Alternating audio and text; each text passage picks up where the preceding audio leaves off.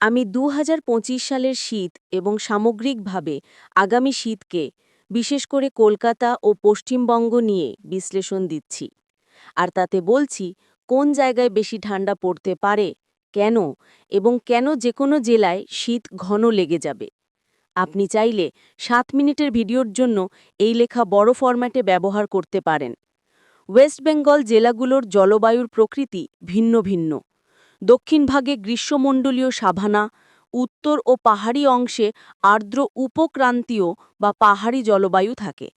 যেমন উত্তরবঙ্গের জেলাগুলোর উচ্চভূমি বা পাহাড়ি শীত সাধারণত গা শিউড়ে ওঠানো হয়। দক্ষিণ বা মধ্য বাংলা ও সমতল ভূমিতে শীত উষ্ণতার ওঠানেমা একটু মৃদু। অর্থাৎ পুরো রাজ্য নয়, নির্দিষ্ট অঞ্চল, উত্তরবঙ্গ, পশ্চিম বা উত্তর পশ্চিম পাহাড়ি এলাকা প্রভাবিত হয় সবচেয়ে বেশি। কি কোন জায়গায় সাধারণত সবচেয়ে বেশি শীত হয় এবং ইতিহাস। রাজ্যের পাহাড়ি এলাকা, উত্তরবঙ্গ বা উচ্চ অংশ সাধারণত সবচেয়ে ঠান্ডা।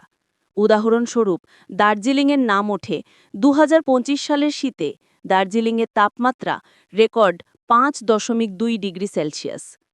সমতল অঞ্চলেও কখনো রেকর্ড শীত পড়েছে, যেমন ১৯৮৬ সালের ২রা জানুয়ারি কৃষ্ণনগরে পারদ ০.৯ ডিগ্রি সেলসিয়াস পর্যন্ত নেমেছিল। আবার ২০১৮ সালে সমতল ভূমির অংশ শ্রীনিকেতনে তাপমাত্রা ৫.৮ ডিগ্রি সেলসিয়াস ধরা পড়েছিল। তখন সেই সময় কলকাতার তাপমাত্রা ছিল ১০.৬ ডিগ্রি সেলসিয়াস। অর্থাৎ উত্তরবঙ্গ ও পাহাড়ি এলাকা ছাড়াও সমতল ভূমিতেও শীত অনেক তীব্র হতে পারে, বিশেষ করে নির্দিষ্ট বছরে শৈত্যপ্রবাহ বা বিশেষ আবহাওয়া প্যাটার্নে।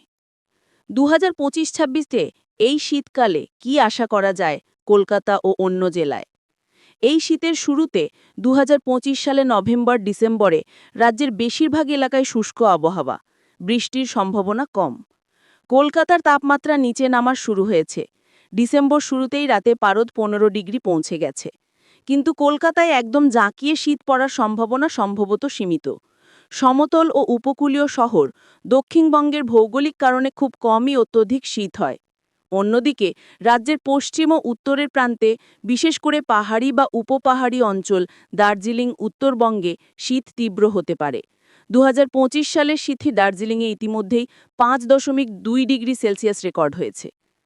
আমাদের জন্য, যদি আপনি থাকেন দুর্গাপুর, যেমন আপনি বলেছেন, শীত কেমন হবে? দুর্গাপুর পশ্চিমবঙ্গের মধ্য পশ্চিম অংশ, সমতল ভূমি। এই অবস্থানে আপনি কলকাতার তুলনায় একটু বেশি শীত অনুভব করতে পারেন, বিশেষ করে রাত বা ভোরে, কারণ পশ্চিমবঙ্গের পশ্চিমের জেলাগুলোতে শীত কিছুটা তীব্র হচ্ছে। কিন্তু পাহাড়ি অঞ্চলের মতো খুব তীব্র শীত হবে না হয়তো। অর্থাৎ আপনার জন্য এই শীত বেশ ঠান্ডা হবে। গরম কাপড়, শীতের প্রস্তুতি রাখা ভালো। ভিডিওর জন্য কেমন স্ক্রিপ্ট বা কাঠামো সাজানো যেতে পারে? আপনি যদি ৭ মিনিটের ভিডিও তৈরি করতে চান, নিচের রূপে কাঠামো দিতে পারেন।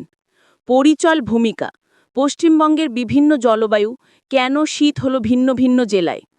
ইতিহাস ও উদাহরণ, অন্যান্য বছরের রেকর্ড, যেমন কৃষ্ণনগরের ০.৯ ডিগ্রি সেলসিয়াস, দার্জিলিংয়ের ৫.২ ডিগ্রি সেলসিয়াস, শ্রীনিকেতন বীরভূমের ৫.৮ ডিগ্রি সেলসিয়াস ইত্যাদি।